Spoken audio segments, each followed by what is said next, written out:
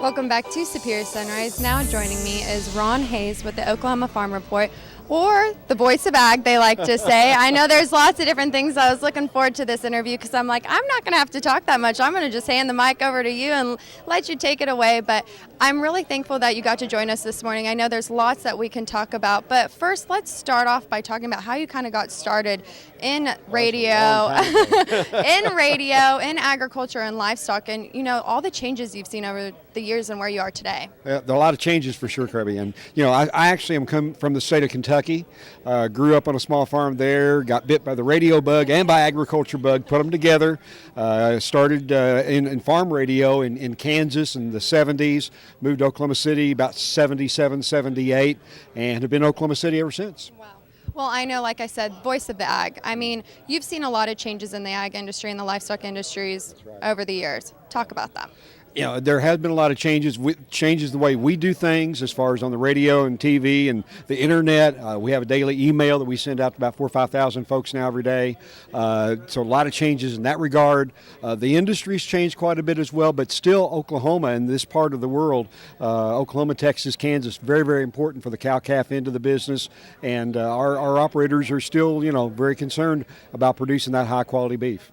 I know you've had a long-standing relationship with Superior. You've been great to mention us on your radio show. Talk about just everything that's gone on over the years. I know the commodities, they're a big thing. People always say, you know, the cattle market's down, the cattle market's up, but that's also commodities. So talk about when you go on air to talk about that stuff, you know, kind of the reactions you get from people. Well, you know, this relationship with Superior has been wonderful all the way back to the days of Jim Odell, working with him early on, and then we were delighted to see our friends at National Livestock come up and partner up with Superior. Robert York and his folks are tremendous. Danny is great, and so we really enjoy that relationship. We try to, you know, we still try to give an explanation of what the market is doing, not just the prices. And I think that makes radio and the other things we do still very, very relevant as a result. It does in politics.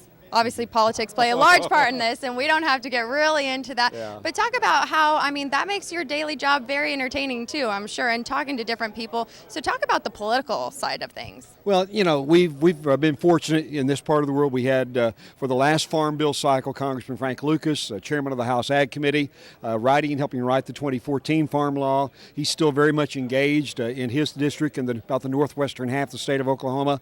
You know, that made it very interesting during the last Farm Bill, but this new administration in town, way that they'll probably be approaching things at USDA and EPA with our new administrator, Scott Pruitt from Oklahoma, Oklahoma's Attorney General. A lot of fun things, I think, ahead of us in that regard, too.